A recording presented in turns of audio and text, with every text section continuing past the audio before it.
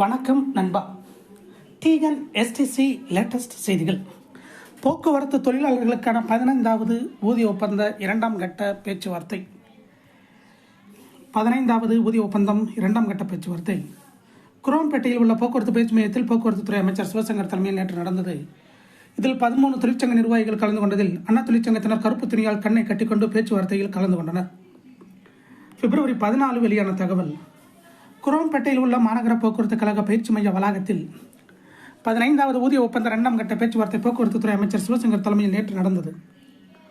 இந்த பேச்சுவார்த்தையில் 13 தொழிற்சங்கங்களைச் சேர்ந்த முக்கிய நிர்வாகிகள் மற்றும் அதிகாரிகள் கலந்து கொண்டனர். 73 தொழிற்சங்கங்கள் பங்கேற்க இருந்த நிலையில் வெளிப்படைத்தன்மை இல்லை என கூறி அதிமுக தொழிற்சங்கத்தைச் சேர்ந்த கமலக்கண்ணன் மற்றும் தேமுதிக தொழிற்சங்க நிர்வாகிகள் கண்ணில் கருப்பு துணி கட்டுக்கொண்டு நேற்று கூட்டத்தில் பங்கேற்றனர். கூட்டத்தில் போக்குவரத்துறை செயலாளர் பனீந்தர் ரெட்டி, மாநகர போக்குவரத்து கழக மேலாண்மை இயக்குநர் பிரபு சங்கர் அதிகாரிகள் கலந்து கொண்டனர். கூட்டத்திற்கு பின்னர் தொமுச மற்றும் சிஐடியு தொழிற்சங்க நிர்வாகிகள் கூறியதாவது: பேச்சுவார்த்தை சுமூகமாக நடந்தது. 13 சங்கங்களும் அவர்களுடைய கோரிக்கைகளை முழுமையாக கூறினர். அதை அமைச்சரும் கேட்டார். ஊதிய உயர்வை தீர்மானிக்க வேண்டும், ஓய்வு பெற்றவர்களின் பஞ்சப்படி நிலுவையை முழுமையாக வழங்க வேண்டும், ஓய்வு பெறும்போதே அவர்களின் பணப்பலன்களை பெற்று தரும் நிலையை உருவாக்க வேண்டும், பழைய ஓய்வூதிய திட்டத்தை அமல்படுத்த வேண்டும் உள்ளிட்ட கோரிக்கைகளை வலியுறுத்தியுள்ளோம்.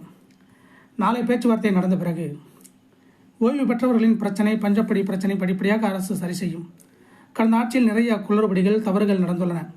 அந்த ஆட்சியில் போடப்பட்ட அரசாணைகளால் பல விஷயங்களை நிறைவேற்ற முடியாமல் உள்ளது. அந்த அரசாணைகளை ரத்து செய்ய வேண்டும் என வலியுறுத்தியுள்ளோம் என்றனர். இதை போன்ற போக்குவரத்து துறை அப்டேட்டுகளை தெரிந்து கொள்ள நம்ம சேனலை சப்ஸ்கிரைப் பண்ணுங்கள், ஷேர் பண்ணுங்கள், லைக் பண்ணுங்கள். நன்றி, வணக்கம்.